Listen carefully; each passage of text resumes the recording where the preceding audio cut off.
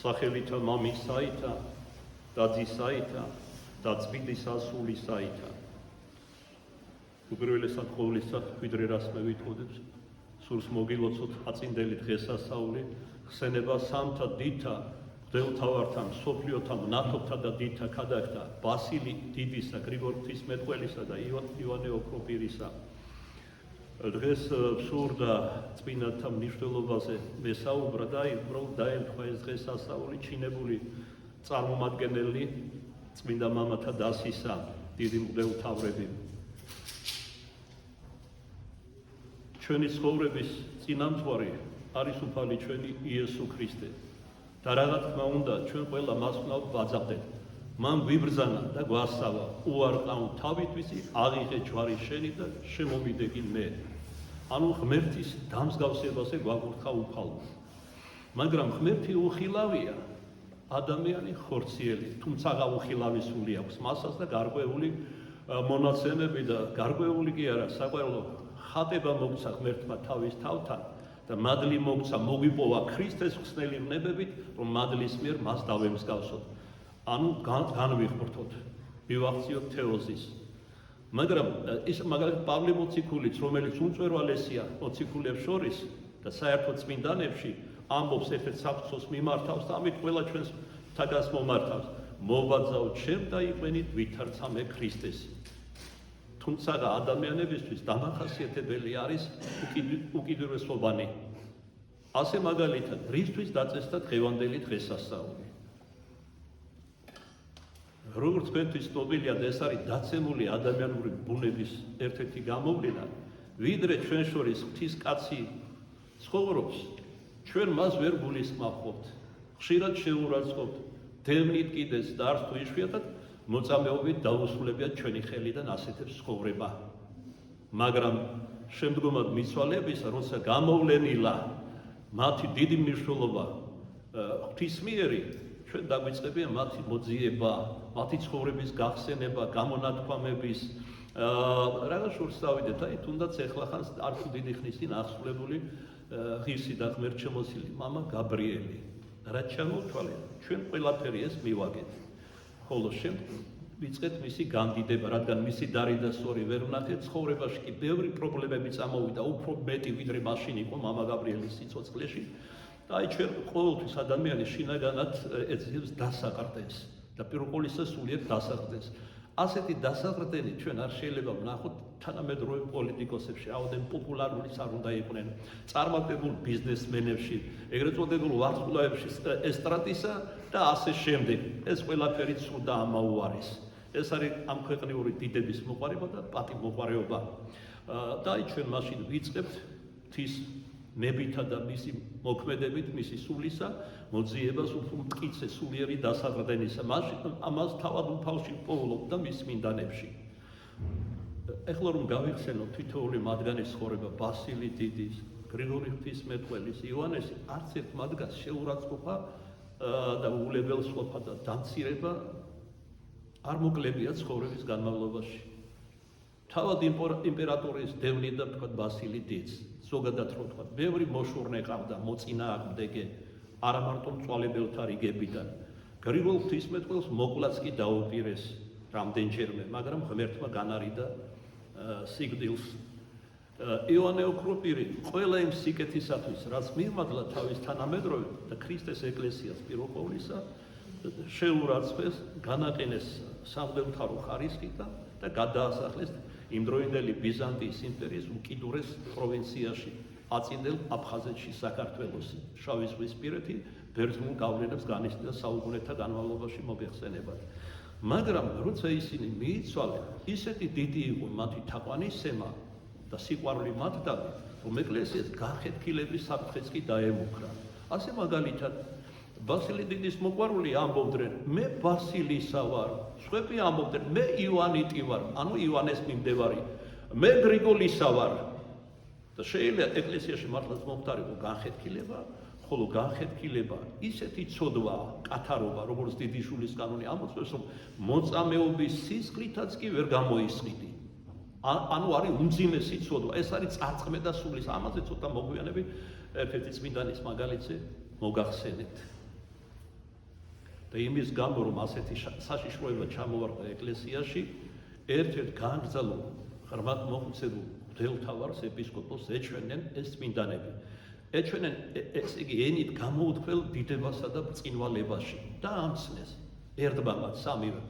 ხომ ხედავ მამაო მეუფეო, სამივე ერთ დიდებაში აღვიყვანა უფალმა, ამიტომ გადაეცე დედამიწაზე მორწმუნეებს ადამიანებს, ნუ დავობენ ეკლესიას განხეთქილების საშიშროებას ნუ უქმნიან, არამედ გადაეცი რომ ჩვენ ერთ დიდებასა და პატივში და მართლაც ამ ეპისკოპოსმა მიმოხდო ეს ღვთისმიერი გამოცხადება, რის შემდგომაც მორწმუნე მრევლმა განსაჯა სამღვდელოებამ და დააწესეს დღესასწაული, რომელსაც დღესაც აღნიშნავთ.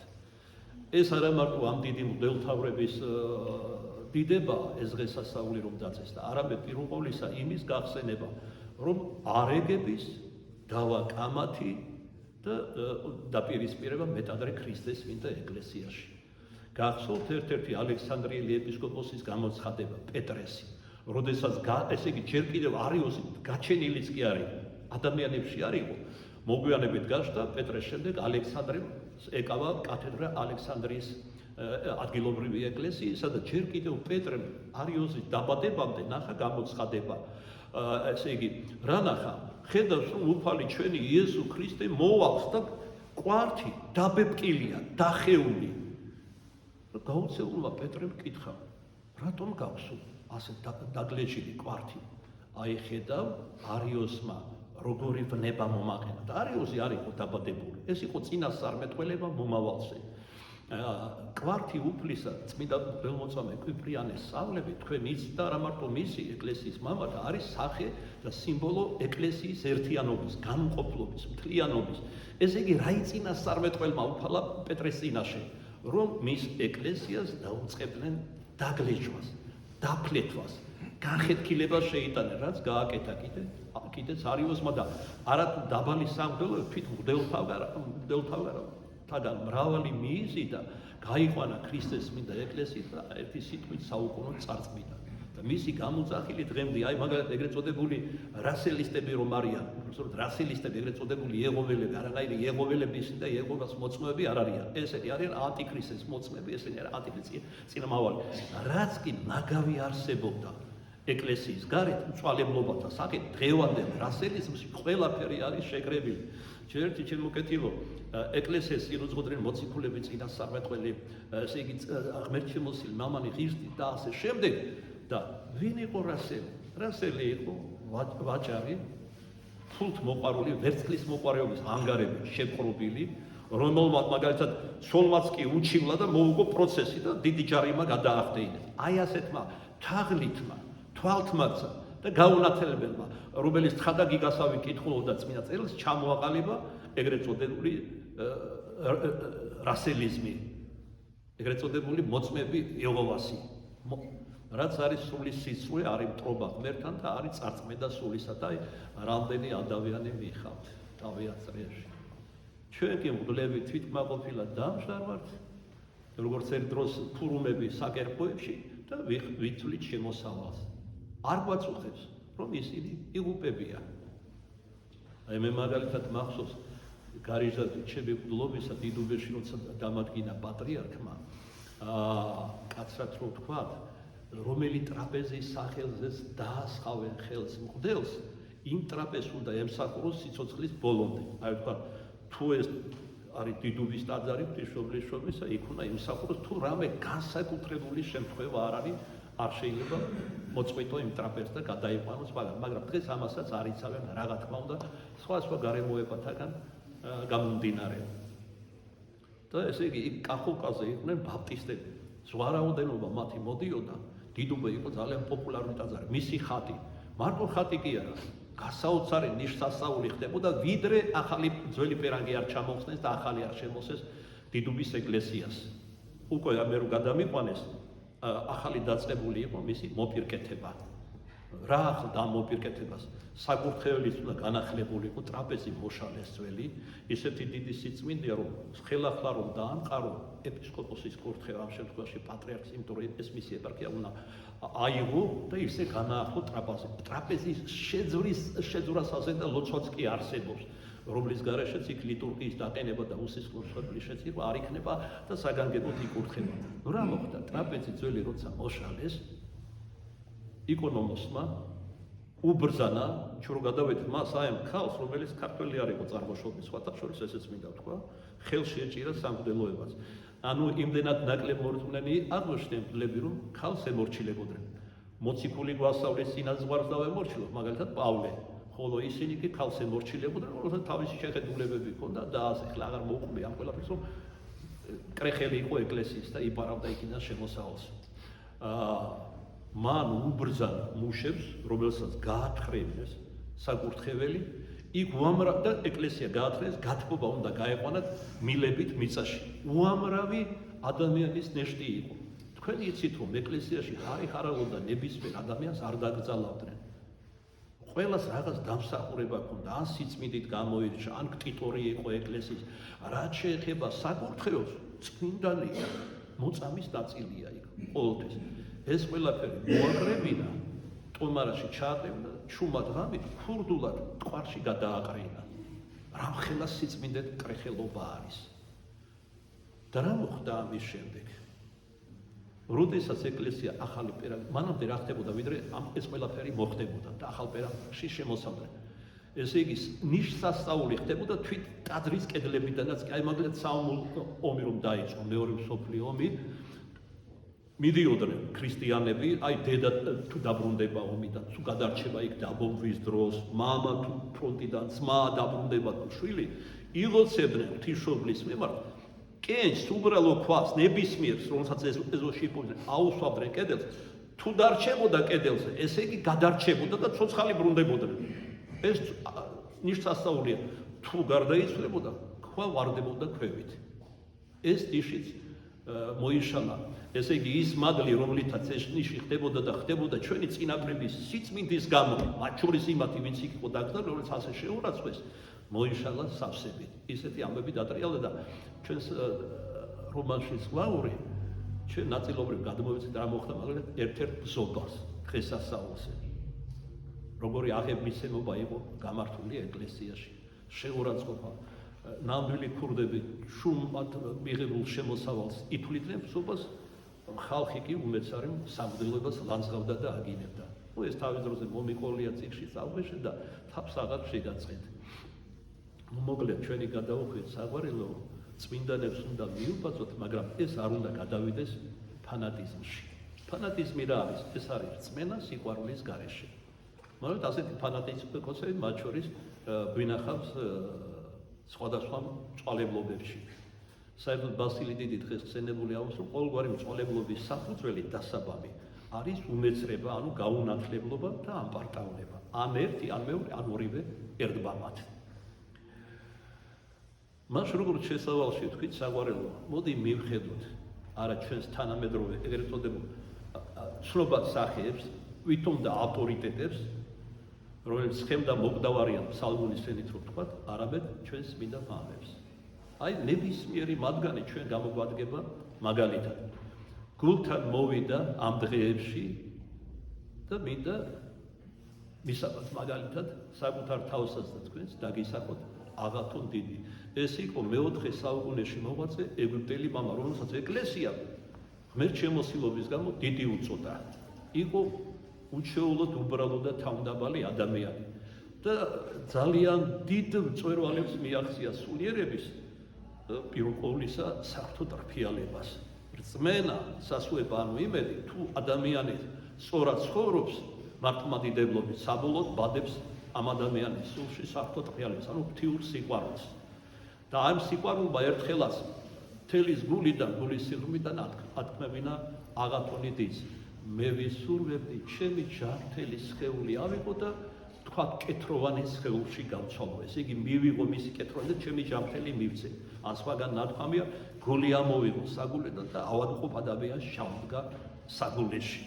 მოდით აღათონის ეს სიტყვები ლაიტმოტივად გავაკოლოთ იმას, ვისი თქვა წმინდა მის შესახებ უпроსტად კი მის მიერ ჩვენ და დასალოცვრად და სულიერ საზრდოთ. რამოდენიმე მაგალითი მოვიყვანოთ, რამოდენიმე შტრიხი გავავლოთ მისი ცხოვრებიდან და საფრთხო აზროვნებიდან, ასე ვთქვათ.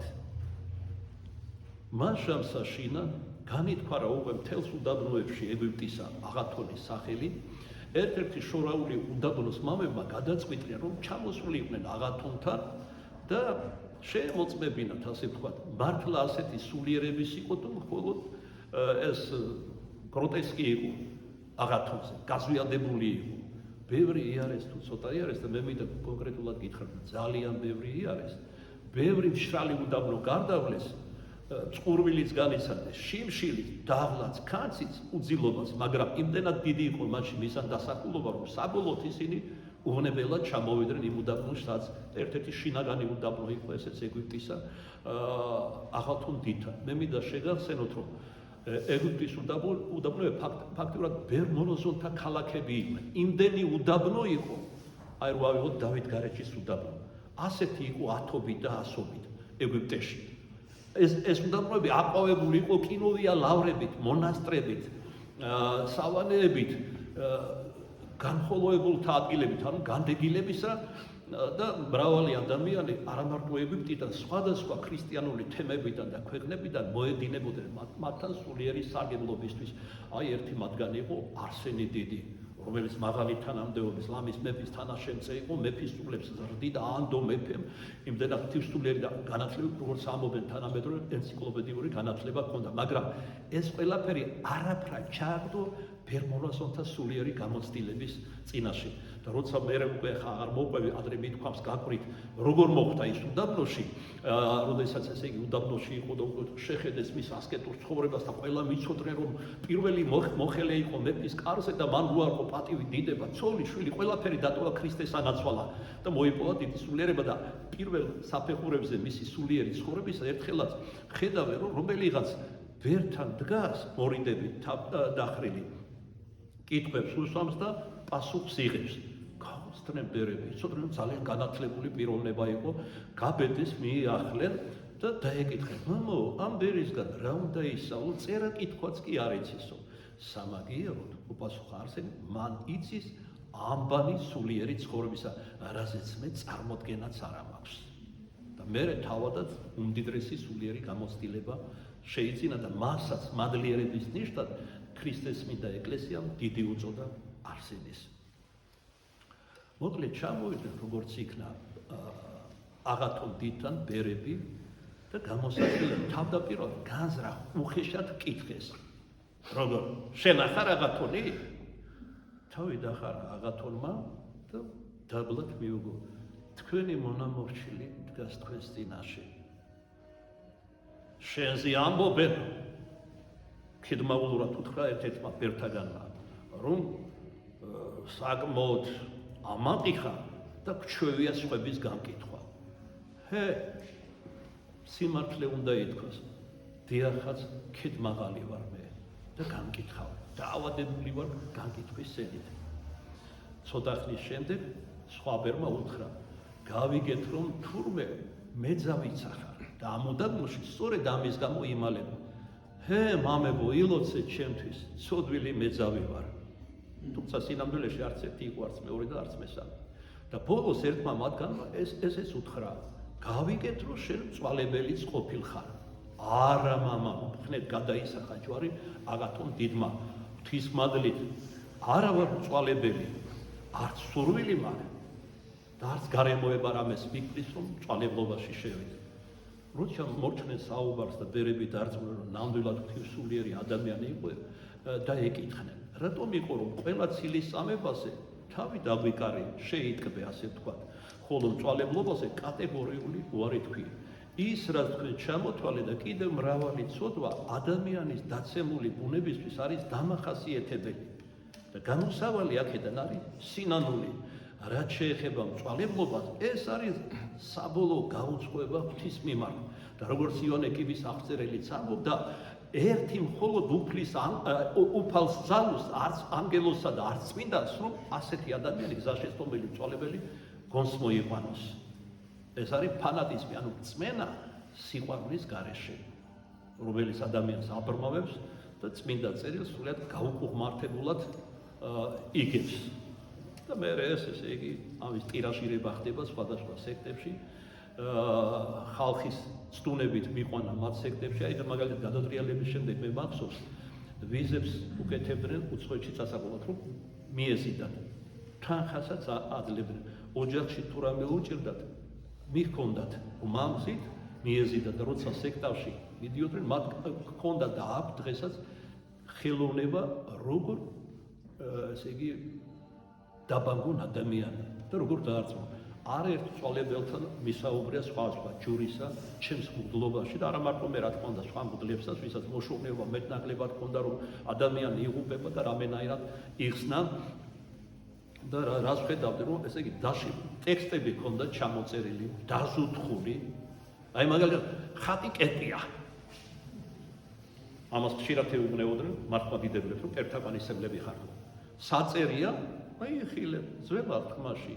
თვით ყველაზე ურჩეულეს ადამიანს, მოსეს, შულისმდებელს და წინასწარმეტყველს და რამდენად დიდი იყო, რომ ფერიცვალებას ელიასთან ერთად მოსე გამოეცხადა უფალს, რომ ესე იგი უბრძანა ღმერთმა, აიყვანა რა სინათლს და ყველა ქვევით დატოვა ღვთის კურთხევით მოსემ და 40 დღე და ღამე ყავდა დიდებაში ღმერთს. გამოუთქმელ დიდებაში და მისცა ჟული და მისცა ესე იგი კურთხევა, რომ აეღო პირველი მოძრავი კარავი, ანუ დედამიწაზე პირველი ეკლესია ღმერთისთვის. მათ შორის უბრძანა შემდეგიც, წმინდა წმინდათაში, რომელიც მოძრავ კარავში ყველაზე წმინდა ადგილი იყო, კიდობანი უნდა დაასვენო, რომელშიც ჟულის ფიცარი იყო, 2 მოსეს რომისა, ღმერთმა 10 მცნებისა. ესე იგი ოქროს ტაკუკი მანანით, რომელიც ეგვიპტიდან გამოსვლის ჟამს სინას უდაბნოში აჭამა ღმერთმა, ანუ პური ანგელოსთა იჭამა, როგორც ფსალმში წერია. და ესევე ეს კვერთხი აარონისა, მარჯვნივ და მარცხნივ ამ კიდობნის, რომელიც უდიდესი სიწმინდა იყო ისრაელისა, უნდა აღმართო 2 გამოსახულება ანგელოზისა, ერთოდ ქერობინებისა. რატომ ქერობინებისა? 900-ია სულ ანგელოზი. ქერობინები მამათ დიონისესი და სხვათა სწავლებით თავის თავში იდუმალად ატარებენ ღვთიურ დიდებას და ღვთისმეცნიერებას, ანუ სიბრძნეს. და რა კი ღვთის დიდებას ატარებდნენ და ღვთის დიდება დგებოდა ხოლმე კიდობანზე, კერძოდ რა, როცა მოსე შულისმდებელი შედიოდა სალოცავად წვიანთაში, ღრუბელი გარდამოხდებოდა ხოლმე ზეციდან და დააგებოდა და ღრუბლით გამო ეზრახებოდა, ელაპარაკებოდა ღმერთი მოსეს. მარჯვნივ და მარცხნივ ქერაბინები უნდა აღემართა. თუ ჩვენ ვამბობთ, რომ ეს არის უწმინდესი ადგილი, ეს არის საღვთო კიდობანი, საღვთო რელიკვიები ძევს მასში და ესე იგი გამოსახულება ღმერთის, ანგელოზის და თუ ადამიანის, წმინდა ადამიანის არის კერპი, რა გამოდის? ღმერთმა, რომელმაც მოსეს ჟული მისცა ღვთივარჩეული ერისთვის, მან მეუბრძანა კერპები აღემართა, აქედანაც ვარსკვლით, თუნდაც ლოგიკური მსვლელობით, რომ ქერაბინი, ანუ ანგელოზის გამოსახულება ისე როგორც წმინდანის არ არის კერპი. თავად ქრისტეზე რა არის ნათქვამი, ვთქვათ პავლე მოციქულთან, რომ იგი არის დიდ ხატი მამისა და ბრწყინვალება მისი დიდებისა. ღვთის ხატი არის ქრისტე. ის რომ მან ხორცლი შეისნა, დოგმატური საფუძველი მოგვეცა ჩვენ, რომ გამოვსახავდეთ წმინდანებს, ღმერთს, ანგელოზებს და წმინდანებს. ისე როგორც წმინდა წერილის ეს ადგილის გვეზრახება იმას, რომ სწორედ ღვთისაგან იღებს სათავეს წმინდა ხატების თაყვანისცემა. და მრავალიცა სხვა მათელი ხელოვნება აქვს, როგორ გამოურეც ცნობიერება ადამიანს და გახადონ წვალებელი, რომელიც თავის მხრივ მოვალეობა აქვს, ერთ თავის დაირის სულ ცოტა 10 მაინც მიიყვანოს სექტაში. ეს აქ დავალება, როგორც რომელიღაც სექტანტური კოლმეურნეობაა, რომ წევრებით გაზარდოს რაც შეიძლება კოლექტივი. მაგრამ ჩემო საყვარელი ღმერთი რიცხვს კი არ უყურებს, უყურებს შინაგან ადამიანს, როგორც დავით წინასწარმეტყველს, რომელიც მესის მამად იწოდა, ნახე კაცი გულისა ჩემის. რიცხვს რომ უყურებდნენ, ბოლო აღწერით ჩინელები არიან 1.600.000.000 და ეხლა მგონი 1.400.000.000 იყვნენ ინდუელები და ეხლა როგორც ამბობენ სტატისტიკით გადააჭარბეს ინდუელებმა ჩინელებსა. რიცხვში რომ რაიმე მდგომარეობდეს, რაიმე სიმართლე და ჭეშმარიტება, ისინი არიან კერპთაყვანისმცემლები. ესე იგი რა გამოდის, რომ ჭეშმარიტი არის კერპთაყვანისმცემლობა? არა. ღმერთი რიცხვს კი არ ეძებს, როგორც ვთქვით, არამედ შინაგან ადამიანს. და ჩვენს ამიტომ უნდა შევაღადებდეთ ღმერთს, არა იმდენად ერის გამრავლებას, თუმცა ამოწყვეტის პირასა ვართ ქართველები, ბევრი მიზეზი ამასაც ჩამოთვლილი არ მინდა თავი შეგაწკინოთ და ესე იგი აზრი დაგიგვინოთ. რატომ მიმდინარეობს მსგავსი პროცესები აქ და არა მარტო ჩვენთან, რა თქმა უნდა.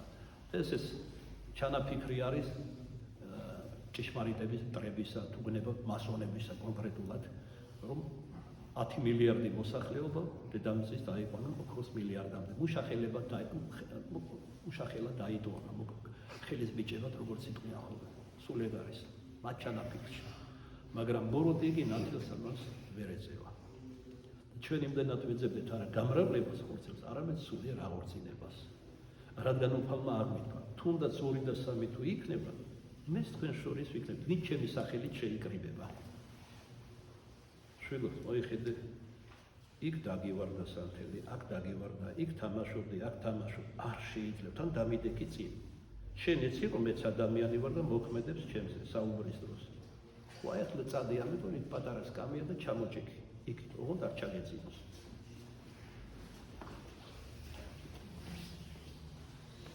მოკლედ, ასეთი იყო თვისუბლიერი ადამიანი აღათონი. მოდით რამოდენიმე მაგალითი მისი ცხოვრებიდან, მისი სულიერების დასტურად მოვიყვანოთ.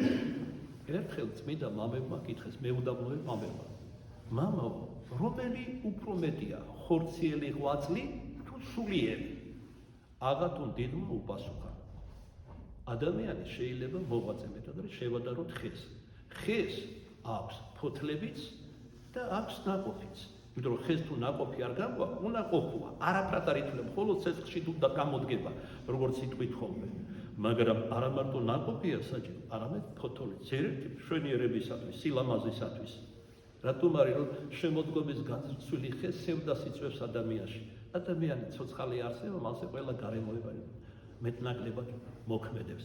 მეორეც, ესე იგი ხორციელი ღვაწლი შეიძლება ფოთოლს შევადაროთ.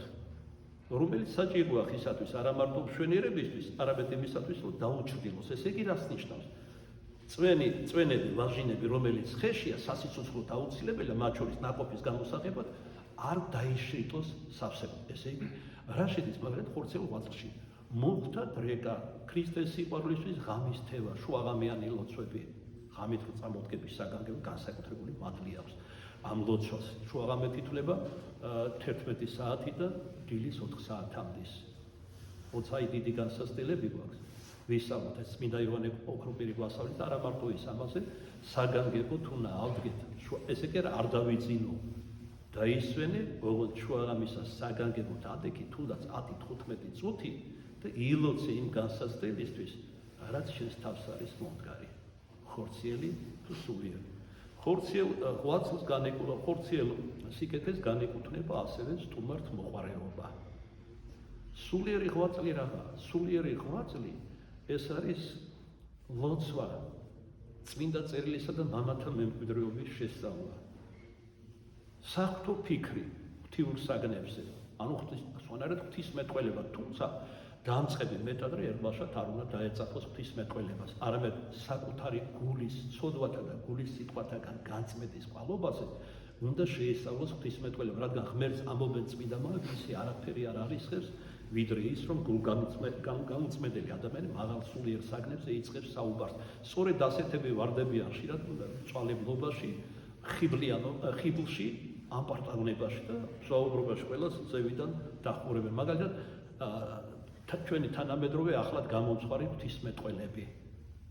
სტატიებს რომ აწერენ ხოლმე ან გამოსვლაში ამბობენ რომ ღვთისმეტყველი ესე. მე საქართველოში ღვთისმეტყველი პირადად მე ყველაფერი როდი ვიცი რა თქმა უნდა, ვიცი ბატონი ედიშერ ჭელიძე, რომელიც ორიგინალში კითხულობს ღვთისმეტყველებას, ეკლესიურადაც ცხოვრობს, იგულისხმება თავისთავად და ღვთისმშვენიერი თარგმანები აქვს უამრავი. არაერთი და ორი. და მას ძალუც რადგან აქვს ცოდნა და აქვს სულიერება იმშელოს ღვთისმეტყველებაში. ჩვენ რაც შეგვეხება, მე ნაკლებად ვიცი. უმთავრესი დოგმატები უნდა ვიცოდეთ ქრისტესი, უნდა ღრმად ვწამდეს და ვიცნობდეთ წამს ჩვენი რწმენის სიმბოლოს, ცხონების როგორც წმინდა მამები დამიჯერეთ სავსებით საკმარისია. ხოლო უფრო ღრმად ღვთისი მეცნიერებისა და ღვთისი დუმალების ჯგუფებში მხოლოდ ჭეშმარიტი ღვთისმეტყველები ჩადიოდნენ. აი თუ გახსოვთ ჩვენს პრევოსა მგონი ნაწილი თქვენგანაც იყო ქრისტეს ესე იგი ნათლისღების დღესასწაულზე რომ ღვთის განცხადებისა წინა დღეებში ვთარგმნეთ ჩვენი მრევლისთვის საგანგებოდ გრიგოლ ღვთისმეტყველის ერთ-ერთი სიტყვა მეოცე სიტყვა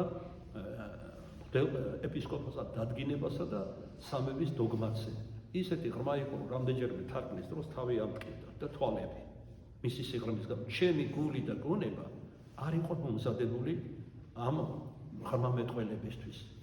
მაგრამ რა კი თავს ვიდევ სულიწმინდას და თავად გრიგოლსაც შევებედრე რომ მადლიძე ძალა მოეცა რომ ბოლომდე მივეყვანა ეს თარგმანი. მისი არათუ წაკითხვაც იყო რთული ამბიონიდან არამედ მისი მოსვენა მრევლისთვის, მაგრამ ეხლა ზოგიერთი მკითხავს მეთქი აბა თავს რაღაცა იკლავ მამაო რიღაცთვის თარგმნე თუ ვერც შენ ერგებ ვერ ჩვენ ვერგებ. თუნდაც ის წარმოდგენა შევიქმნათ რომ თავი რომ გონია რომ დიდი ღვთისმეტყველები ვართ, სულიერები, განათლებულები და ასე შემდეგ, ამ წმინდა სიტყვის მოსმენის დროს უეჭველად გაგვიჩნდება აზრი რომ სინამდვილეში არც ერთი ვართ, არც მეორე და არც მესამე. და ეს კარგია თავის დამდაბლებისთვის. არიოზი რომ ვახსენეთ როგორ გახდა მწვალებელი.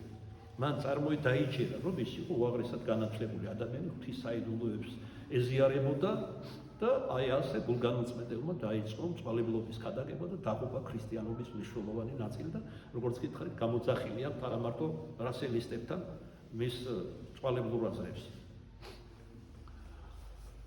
მიუხედავად იმისა რომ აღათონ დიდი იყო ღვთისმსულიერი ადამიანი და მოღვაწე ასკეტი განდეგილი და მას არ ევალებოდა როგორც წმინდა მამები გვასწავლია ხორციელი სიკეთის სახეებს ზიარებოდა ამასაც კი შადოდა.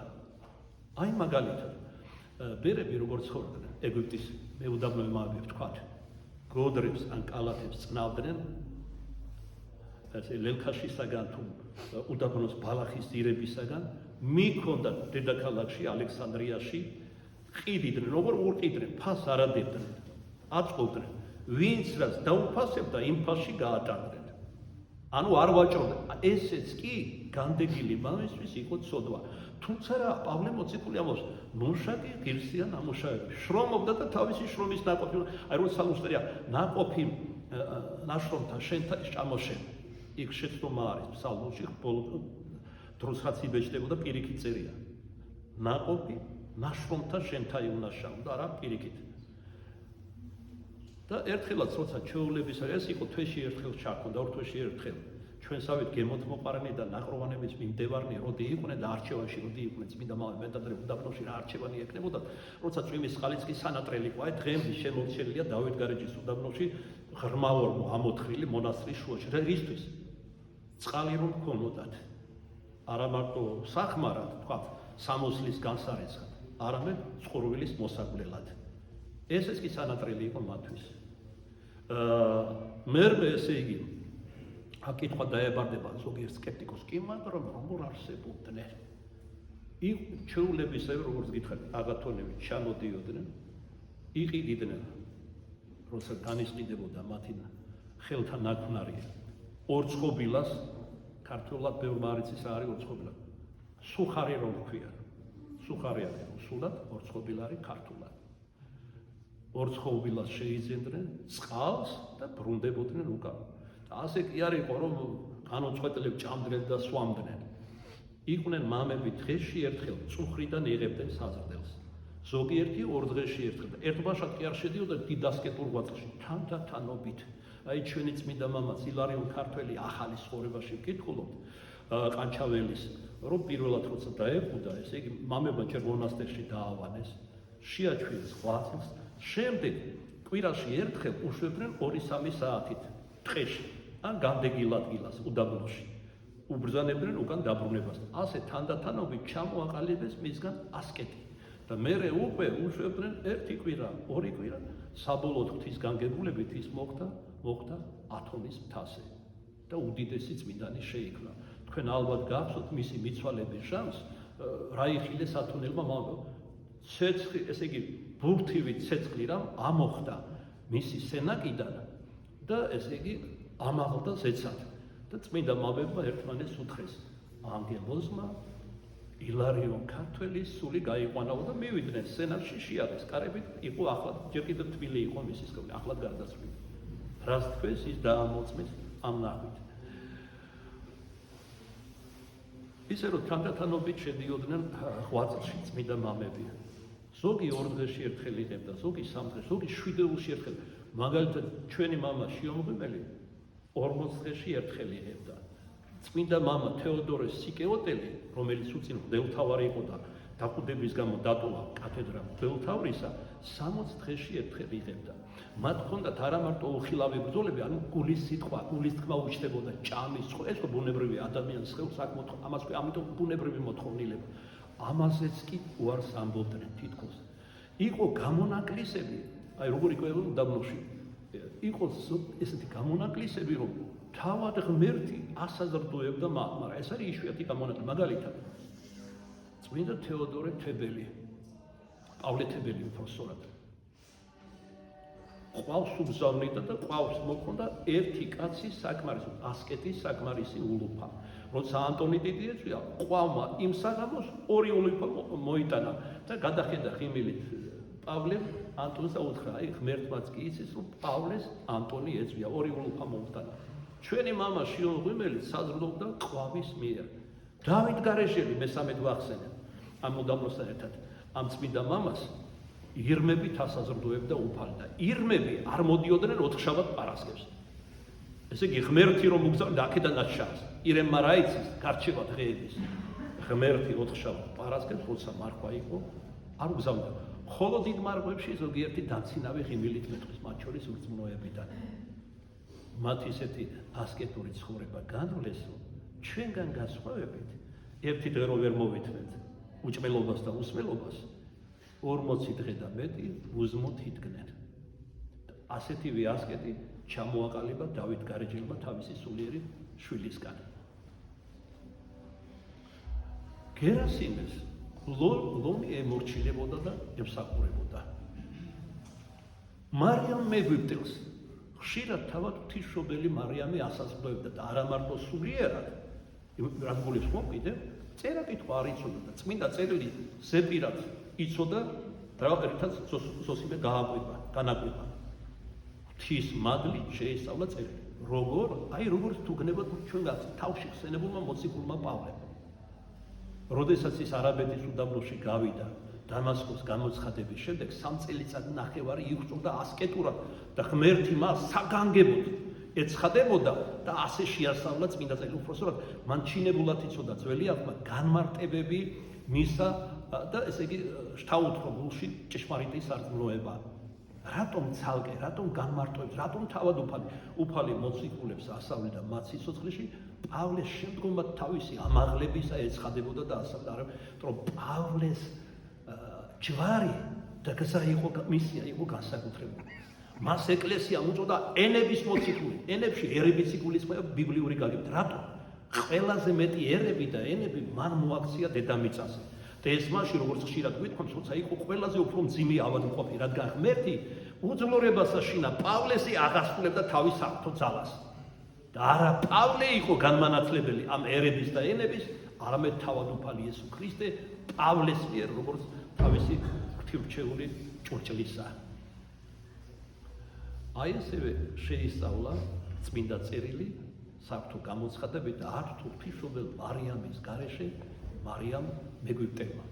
ანუ რა შეუძლებელი კაცთაგან კიდევ ერთხელ მოწმდება ყოველივე შესაძლებელი არის ღვთისა მიერ. ამიტომ მინდობა უნდა გქონდეს ღმერთს. ამიტომ არის დღეს ხსენებული ბასილი დიდი ამბობს, რომ კეთილსა იქ თუ ყოველი საქმისი და არა მარტო ხორციელი ფიზიკური საქმე იგულისხმება, არამედ სულიერის, ინტელექტუალური საქმისი კეთილი იქნება თუ ლოცვით დავიწყებთ და ლოცვით განვასრულებთ. ასეთ საქმეს სულიერს თუ ხორციელს მეტი წარმატება ექნება, რა თქმა უნდა. ესე როგორც ახლა მე რომ ვახსენე, გრიგოლ სვეტყველის თაძმა თავი ამატკიო სიხრმის გამო. შევთხოვე სული წმინდას და შევთხოვე თავად გრიგოლს და ღვთისმადლით ითარგმნა ბოლოში გავედი როგორც იტყვიან ხოლმე. ან ეხლა ხაც ჩვენ ქონდა ქადაგება ამბიონი და პეტრე-პავლეს გასულკვირას ეკლესიაში, როგორ ეჩურჩულებოდა იოანე ოქროპის, პავლე მოციქულის საკუთარი ეპისტოლეების განმარტებას. მიზეზი თავი და თავი არის ღმერთი.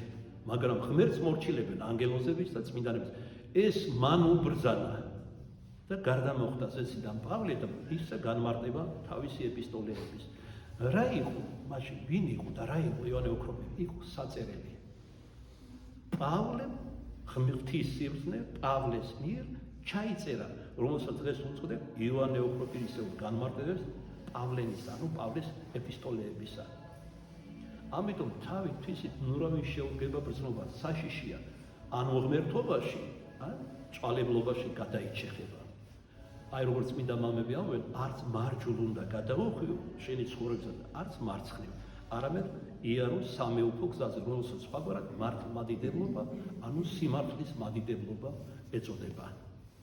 მას ასე ერთხელაც, როგორც არაერთხელ, აღათონე დიდი ჩავიდა ალექსანდრიაში კალათები და სპირიდები, ალბათ გოდორში ესატყვისება ქართულად, ჩაიტანა და აწყო, გაიყიდა და ვიდრე გაყიდა, ნახა რომ გვერდით იწვა ძალიან რბილად ეგდო, უპატრონო, საფყარი ადამიანი, ძიმე დაავადებული და არავინ ყურადღებას, ითხოვდა მოწყალებას, არავინ არ აქცევდა ყურადღებას, გოლთან მიიტანა, თუმცა განდებული იყო, არ დაგავიწყდეთ. აიყვანა, მიიყვანა ერთ-ერთ ქოხში, უქირავა, თქვენ ქოხი რა არის? მეტი საშუალება არ ქონდა საყვარელო. ჩვენ ხირავ ქოხის და ხუთი თეთრის გვენანება, რომ მივცეთ გლახაკს და თავს ვიმართლებ. ისეთი საზის გარისუნი ასდიო და მამაო, ღვინის სუნით ყარდა პატრიარქმა მაგას ეგ იპასუხა. შენ მიეცი შვილო ქრისტეს სიყვარულის მოწყალება და ღვინოს დალევს თუ მშიერი პული შეჭავს, ეს შენი საქმე ნამდვილად არ არის. შენ სიკეთე ჩაგითვლება. თავს იმართლებენ, რატომ არ არიან მოწყალენი. ან ამბობენ რომ აი არაფერი არ ქონდა და სახშირითი წავსულიყავი, ტაქსით ვეღარ წავიდოდი, ეხლა შენს ბატონიშვილი ხარ, მეტროში ვერ ჩახვიდოდი და ესე იგი ავტობუსში ვერ ახვიდოდი. ჩეული ხარ მანქანას. თავი ვანებოთ ამ თავის მართლებებს. შეებრალა ეს მოხუცებული, აიყიდა, თუმცა თავადაც ასაკოვანი იყო და დიდი გაჭირვებით მიიყვანა ერთ-ერთ ქოხში, სადაც უქირავა და დარჩა მასთან ერთად. წამლები უყიდა და თავზე ადგა და ულიდა სამი თვის საკუთარი ხელი. ბოლოს გამოჯამრთელდა, დაალოცა, ღმერთს მადლობა შესწირა, ღირსი გახადა ამ სიკეთისა და დაბრუნდა თავისუფლად. აი რა არის ჭეშმარიტი სულიერება. ამალთ ამბობენ რომ მე სასულიერო პირი ვარ, იქრამინდა ეს ჩემ ხარისხს არ შეეფერება.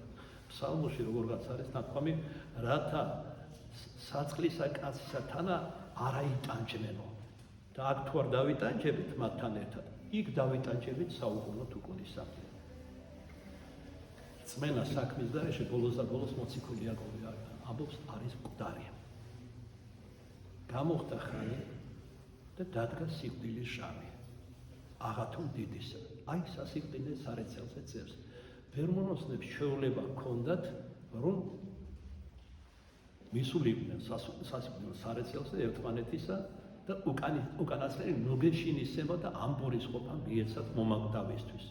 ასევე შეიკრიბნენ მეტადრე სახელგანთქმული მამა იყო ამ დროს უკვე, არაერთი და ორი ბერი მის სასიკვდილე სარეცელზე. მთელი 3 დღე და ღამე თვალგაშტერებული უყურებდა ზეცას. ბოლოს გაუბედეს ბერემა და კითხეს, მამაო, რატო ხარ ასე მიშტერებული? თუ გახსოვთ მამა გაბრიელის თვალმიშტერებული იყო წმინდა ნიკოლაოს საგვირელთმოქმედის ხატზე. ღმერთმა იცის რა იდუმალება ხდებოდა მის თავს. და მაშინ უპასუხა, რატომ მიშტერები ხარო ასე 3 დღე და ღამე? იესო ქრისტეს სამშაბლოზე მდგავარო და განკითხვა ჩემი სულის. ესე იგი ღვთის შიშია ჩვენა უდიდესი. გონებით იყო ღვთის სამშაბლოზე ასული. როგორ გაუკვირდა ბერეს? შენს გეშინია სიკვდილის? ჰე, მამა, მე კი ვცდილობდი რომ ღმერთს სათნო ყოფოდი, ანუ მოსაწონი ყოფილიყავ, რაც შეიძლება მეტი სიკეთე მეკეთებინა, მაგრამ ჟა ღვთისაო, ეს ღმერთმა იცის, განმართლდები თუ არა, ანუ არ უნდა მოიწონო თავი შენი სიკეთები და აიბაში დარწმუნება არ კონდეს, რომ მე უეჭოდა თქვენ ასეთ ზოგიერთ მორწმუნესა და სამღვდელო პირსაც უთქვამს, რაც არის დიდი თავხედობა, ამპარტავნება და ხიბლში მყოფობა. აი მაგონდება ამასთან მიმართებაში მაკარი დიდის ცხოვრება, როცა ის აღესრულა, უდიდესი ასკეტი იყო, უდიდესი, ერთ-ერთი უდიდესი ღმერთშემოსილი მამა და როცა დედამიწაზე ცხოვრებისას ეშმაკება ვერ ძლეს და უკვე მისი სული მიხავთ ანგელოზებს საზვერეში გახავთ უფალთა სამოთხეში მიიყვანო ანგელოზები ესე სიბნელის ანგელოზები როგორი ზაკორები არიან და როგორი ვერაგები საზვერეში მიზახოდნენ ფოლკლორა თითქოს არაფერს ისეთ სიმართლეს ამბობ ეხლა კი ძლიერმაგარი ხილში ჩაეგდოთ მაგარი დიდი ნახეთ ერთხელ და ორჯერ უპასუხა და მე აღარ აქცევდა ყურადღებას მე ჩემი უფალი ჯერ არ მიხილავს მისი ჟარმომისმენია ამიტომ ვერ ვიტყვი რომ გძლიეთ პირი დაუყო ეშმაკებს ამით და როცა მიიყვანეს სამოთხის კართან განახნეს ანგელოზებმა სამოთხის კარი და შეაფრინეს მაგარი დიდი იქიდან გადაისახა პირჯვარი გადმოსახა სიბნელის ეშმაკებს ეხლა კი გძლიეთ ჩემი უფლის მადლით ესე იგი როგორ გითხრათ ქართულად ვთქვათ უნდა შევისის ხორცოთ ქრისტიანული სათნოები მათ შორის თანმდაბლობა ეგ სკოლაში რომ დავყავდით პირველ კლასებში და დედიკო თუ ვინც იყო ჩვენი ბებია ჩვენი გამწვდელი თუ პირველი მასწავლებელი გვასწავლიდა ისე უნდა ისწავლო ეს გაკვეთილი რომ ძინარე რომ გაგაღვიძოს ეპირად უნდა მითხრა და მე მიკეთებდა ამას დედაჩემი მაშინ ბუზღულებდი თუმცა მორჩილი ვიყავი დედის განსაკუთრებით დღეს დედაზე მინდა ლექსი წაგიკითხოთ და არა მარტო დედაზე რა თქმა უნდა მშობელი არის დიდი საგრილობელი, საჭრილობელი ადამიანი თუ მას ესმისა, თუ მას ჰქონდა პატივისცემა და სიყვარული მშობლისა. და ესე იგი მაგალითად განსაკუთრებით საკონტროლო წერა როცა ჰქონდა ან ძალიან მნიშვნელოვანი გაკვეთილი იყო რომელიღაც დილის 5-6 საათზე მაგეზებდა. ყველაზე გვიან 6 საათზე, 4-5 საათზე ძირითადში. ახლა წარმოიდგინე პატარა ბავშვი ხარ, ბევრი იმეცადინე, გვიან დაიცინე. ეს იყო მესამე, მეოთხე კლასი, მეხუთე. და გაყენებს და ესე იგი რა თქმა უნდა შინაგან ვერ გამოვხატავდი ნაყოფილებას ხათრი მქონდა დედის მაგრამ არც მომწონდა მაინც და ძილისკენ მეწეოდა მაგრამ საბოლოოდ მან ჩამომიყალიბა სოდნის შესენის ასე თქვა მეთოდიკა დღემდე ვარანა 68 წლის აი მღვდელი როდესაც წირვაზე მოვდივარ დილით ადრე ვდგები ასეც ყოფილა 2-3 საათზე წავდგარ გააჩნია შეიძლება რთული ტექსტი მაქვს სათარგმნი ან გასააზრებელი და ესე იგი გონებაში მაქვს ჩამჯდარი როგორც ხედავთ შეშველების გარეშე ვლაპარაკობ და შემიძლია საათობით ზეპირად ვილაპარაკო ეს შვება მომდევს დედაჩემიდან ამის გამოც ვარ მისი მადლიერი ჩირუბეფერი დღეს რო ხდება გამოიგონეს კიდევ ესე იგი მასონებმა რაღაც ბავშვის უფლებები და რაღაცები შობელი არ უნდა გაუბრაცოს ტაბოში არ უნდა მოსხოს არაფერი შეიძლება ზედმეტი ტელეფონი არსებობს დარეკავს გიჩივრეს და წაგიყვანებს შობლისგან გესმით რა საგვიებებ ხეთ საგვიებენ ადამიანს დაუმორჩილებლობას დედმამის უპატივცემულობას აღარ მოყვები ამ ყველაფერს ბიბლია კი ამბობს ვისაც სიყრმეში თავისი შვილისთვის წყებლა დაენანება როსკი სიბერეში ორივე გაიწკებლებაო დედა ნახე, მამა ნახე, შვილი ესე გამონახე. დიახ, სწავლის დროს ეს სიმკაცე საჭირო, აი ფორმა რო იყო განსაკუთრებული მოწაფეების, ესეც საჭიროა, ეს ეხმარება დისციპლინის ჩამოყალიბებას ადამიანში. დღეს ზაღლი პატრონს ვერცნობს, აი შეხედე. კევის ღეჭვით დახეული ჯინსები და ასე შემდეგ მიდიან მოწაფეების სკოლაში. რა დისციპლინა უნდა ასწავლო იმან. თან ისეთი ფსევდოევროპული კანონები შემოიღეს, რომ ბუს ვერ აუხრენს მასწავლებელი. აი მე ჩემბრეულში 2-3 შედარებით ასაკოვანი მასწავლებელი წამოვიდა სკოლიდან, იმიტომ რომ ვეღარ უძლებდა იმ სასტიკ გარემოს, რომელიც ამ კანონებმა შექმნეს სკოლაში. ეს მისი ნება, ეს მისი სივრცეა, ეს მისი ავტონომია, არ უნდა შეეხო, არ უნდა შეურაცხო. და ამ ყველა დაავიწყდით, რომ ადამიანი საქონელი კი არ არის, ნაწილ-ნაწილ დაბო. ადამიანი არის ღვთის ქმნილება, ხატად და მსგავსად შექმნილი. მას უნდა ესწრაფდეს მთელი ცხოვრების განმავლობაში და ამ სწრაფვის გზაზე აუცილებელია თამდაბლობაც, პატივისცემის გრძნობაც, სიყვარულიც, მშობლის და ასე შემდეგ ყველა ისნები, რომელიც ქრისტენა გვექადაგა. ჩაწერილია წმინდა წერილში. აი ასეთი სულიერი ადამიანი იყო დიდი აღათული, რომელიც აღესრულა რა ამის შემდგომ არის იქ, სადაც ზოგიერთი ღვთის ანგელოზიც კი ვერ შევავს. დასასრულ, როგორც ვახსენე, გაგვით, გუშინ ვიჯექი თარგმნითი, მინდა მოგილოცოთ, დავასრულე დაუჯდომელის თარგმნა, წარწმედულთა მოძიება, ამაზე ბევრი გელაპარაკე წინა საუბრებში და აღარ გავმეორდები და დავიწყე სხვა დაუჯდომელის თარგმნა კარდიოტისა, გულისა, ღვთისმშობლის დაუჯდომელია, რომელიც კუნძულ კვიპროსია დასვენებული, სამჯერ მოიპარეს და სამჯერ დააბრუნებინა ღვთისმშობელმა ქურდებს ტაძარში. უდიდესი ხატია სასწაულთი, მოქმედი თანდათანობით პარალელურად დაიწერება ხატები, უბრალოდ თან რაჭველია, ასე ჩქარა რა თქმა უნდა ხატებს ვერ დაგვიწერს, მაგრამ სხვების ხავს ერთ-ერთი, მაგრამ იმდენად ღრმა არის, ახლა იქ განიხილეთ თუნდაც რომ დაიწერა გნებავს ეს ხატი, სადაც დღეს ვილოცეთ, ცხოვოს ყოფილი ვენახი, გნებავს, შენ ხარ ვენახი, შენ ხარ ცინცადისა ირაკლის ზისმაწოვნებელი მიმადლებული ზეცა და ბოლოს რომ გადავიხადეთ და დაიწერა ხატი, ესე იგი ყოველთა დედოფალი პანტანასა სიმსინის გულან. ეხლა უკვე დაიწყო წერა ბარძიმის შეუსმელის, ლოთების და ნარკომანების კურნალიან და ღმერთმა ყველა გამოაფხიზნოს, ღვთისმშობლის ლოცვითა და შუამდგომელობით. მერმე ესე იგი დაიწერება წარწმედულთა მოძიება, თუ ღმერთმა მშვიდობით ვამყოფა, შემდეგ მოყვება კარდიოტისა და ასე შემდეგ. და მანამდე როგორც იქიდან ანვირი მოკვდება, ანვირის პატრონი, რამდენს ვიცოცხლებ კიდევ. რამდენიმე ათეული ღვთისმშობლის ხატი მაქვს შესაქმნელი და ერთი კვირის წინ დაახლოებით ბოდბეში ვიყავე ჩვენ სულიერ შვილთან ერთად და პარაკლისი გადავიხადეთ სამადლობელი და არ ქონდა ნანახი, ნახე ორი არაჩვეულებრივი გადავიღე კიდეც ფოტოზე, თუ ყოფილხართ ალბათ ზოგიერთები, პატარა ტაძარი აშენდა. ერთი მამა გაბრიელის სახელზე ბაზილიკა, ძალიან ლამაზი. და ეს გონებაში მიყალიბდება, რომ თუ ოდესმე ღვთისმშობლის ტაძარი ავაგე, აი ასეთ ტაძარს ავაგე, ოღონდ მასშტაბებით უფრო მეტი იქნება, რომ ყველა ხატი დაეტიოს ღვთისმშობლისა. და მეორე არის ძველი ტაძარი რო იყო ბანაში. იმგვარი, ოღონდ ეს პატარა მასშტაბებით. ეს უკანასკნელი წმინდა თამარ მარჯანიშვილის სახელზე არის აგებული.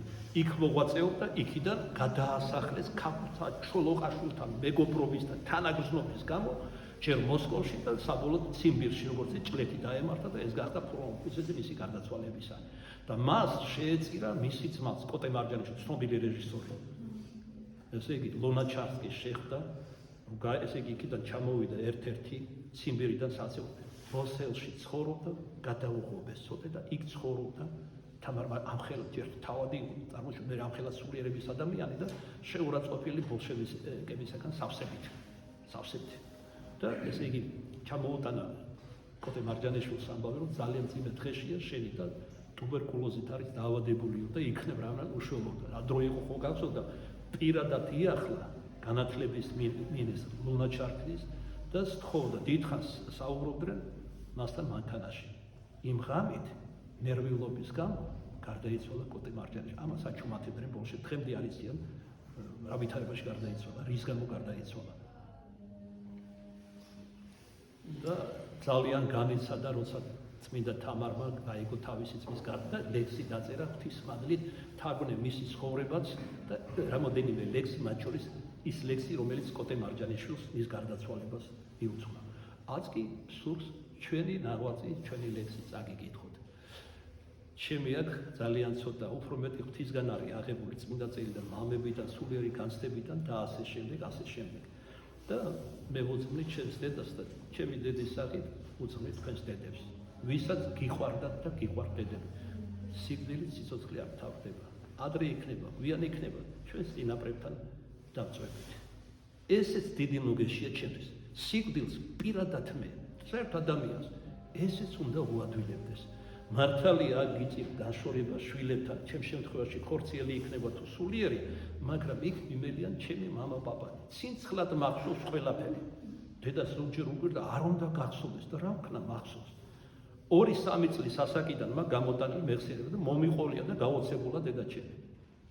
ეხლა ნანობ იმას, რომ კოვიდის შემდეგ ცოტა შემისუსტდა მეხსიერება. უпроსტად ყოფითი საგნები ეს ასაკის გამოც არის, ბევრი სტრესების გამო, როგორც თქვენ იტყოდით, კოვიდის გამოც ეს ხო ბიოლოგიური იარაღი მიიხმარეს ადამიანებს. თქვენ რომ იცოდეთ, რომ ტექნიკურად ძალიან ბილად ლავაზად შეფუთულს გვაწვდიდნენ ჩვენ, გვატერორებდნენ კომუნისტებში გამოკვეთეს და ასე და ვინც ამას ასრულებენ ადგილობრივ ქვეყნებში, ეს ერის მოღალატეები და კაცის მკვლელები. აი ეს მუშკეტერები და სხვები. ერთი მათგანი წარგავ უკვე უფლის სამართლიან სამშაბლოს და პასუხს აძლევს ღმერთს. უფრო ყოფითი რაღაცები მავიწყდება და დიდად ესე იგი რაც არ მაინტერესებს ისე აღარ მახსოვს. უბრალოდ გახსენება ბიჭის. და რაც ღვთივსულიერია და ნათელი შთაბეჭდილებებია, ყველაფერი უღრმესი ბავშვობიდან დღემდე მახსოვს. საერთოდ ადამიანს როდესაც სიკვდილი უახლოვდება, ხშირად აგონდება თავისი წინაპრები, ბავშვობა, გადატანილი შთაბეჭდილებები და ასე შემდეგ. ეს თავისებური ნუგეშინისემა და მე როცა უშუალოდ აგონიაში ვარდება ადამიანი, ხშირად ელაპარაკება თავის წინაპრებს, დედას, მამას, პაპას, ბებიას, შვილს თუ გარდაცვლილი ყავდა. ასე დაემართა დედაჩემსაც, რომელმაც გარდაცვალებამდე 3 კვირით ადრე ცხადში იხილა მამა გაბრიელი თავის დიდებაში. ეხლა ეს არის საგანგებოდ განათლებული დედაჩემი. არ ფლობდა საეკლესიო ტერმინოლოგიას, როცა აღვაწერინა რა ნახა, იმიტომ რომ შვილიშვილმა დამახვეწა ამბავი პატარა ბარბარებრო, რაღაც უჩვეულო რამე სხვებაო და ვერ ვიჯერებთ ჩვენ. საუკეთ დაუჯექდა და ვისაუბრე. ესე იგი აღწერა ბერის შესამოსელი, მანტია, კონკულ ბარტული, სახელები არის ცოტა რა ერქვა, როგორი, მაგრამ ხამდებოდა უკვე და სინათლე აანთებინა შვილიშვილს. და როდესაც მამა გაბრიელი გამოჩნდა, ყველაფერი დაბნელდა. ისეთ ნათელში იყო შვილო, რომ ირგვლივ ყველაფერი დაბნელდა, აღარაფერი არ ჩანდა. წარმოიდგინეთ როგორ დიდებაში. და ასეთი სიტყვები თქვა დღეს უკვე მინდა თქვა ხმამაღლა. შეევედრა, აი წარმოიდგინეთ, მომაკვდავია და მამა გაბრიელი სიტყვით ლაპარაკობდა არა, გონებაში. ყველაფერი მესმოდა ის რაც ფიქრობდა, ესმოდა რაც ფიქრობდა. ისე რომ ბაგესაც არ ვარხებდით ხშირად, როცა ვსაუბრობდით. ითხოვე რაც გსურს. წამოდი რუსიკო, წამოდი, ანუ დრო არის გარდაცვალ, უგადვილებდა სიკვდილს. და რა შეევედრა? ცოტა ხანი ჩემ შვილებთან მომყოფე, ძალიან მეყვარს. აგონიაშიც ეს 3 კვირა როცა ვარდებოდა, ან ლოცულობდა, განსაკუთრებით ღვთისმშობლის მიმართ. ან შვილებისთვის ევედრებოდა. ანუ ლოცულობდა ის, ოღონდ შვილებისთვის ევედრებოდა და ერთხელაც ყავდა ექიმი, შუაღამისას მოყვანილა, უკარო მომყავდა, თავისუფლის მოედანთან ცხოვრობდა.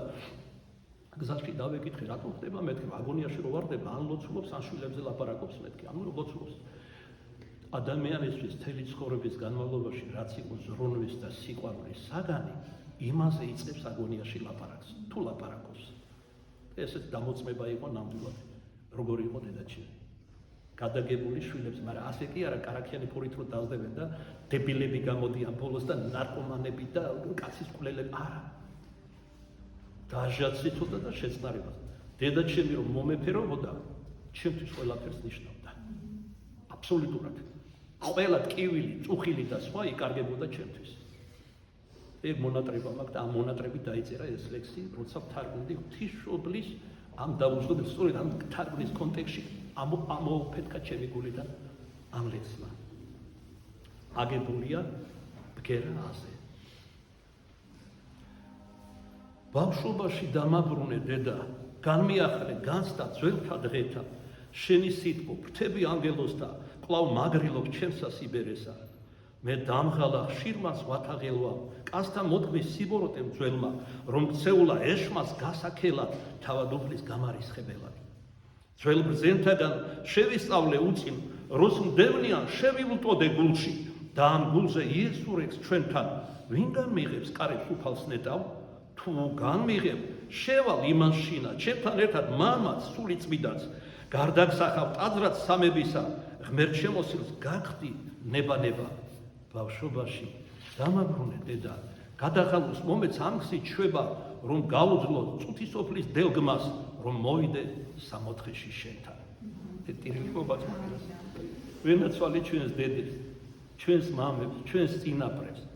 აი ეს ფსევდოლიბერალები ყველაფერს აკეთებდნენ ამ 25 წლის განმავლობაში ადამიანს დაეკანა ხსოვნა წინაპრების აბუჩად გვიგდებდნენ. ჩვენ დიდ მეფეებსაც კი, ჩვენ დიდ წინაპრებს და ახლო წინაპრებს. თავი ვანებოთ საყვარელო ამ ყველაფერს. წყალი წავა და წამოვა, ქვიშანი დარჩებიარო. ეს ქვიშა არის ღვთისმშობლის წილხვედრის საქართველო, ბოლო თავშესაფარი სიმართლისა, ჭეშმარიტებისა და მართლმადიდებლობისა. რომელსა მხოლოსა ღვთისმშობელსა მარიამსა, ჩვენ ზეციურ დედოფალსა, ჩვენის ყოველგვარი დიდება, პატივი და თაყვანისცემა და მისგან შობილსა ქრისტე მაცხოვარსა თანამამიდა სული წმით აზდა მარადის და უკუნით მისამდე ამენ.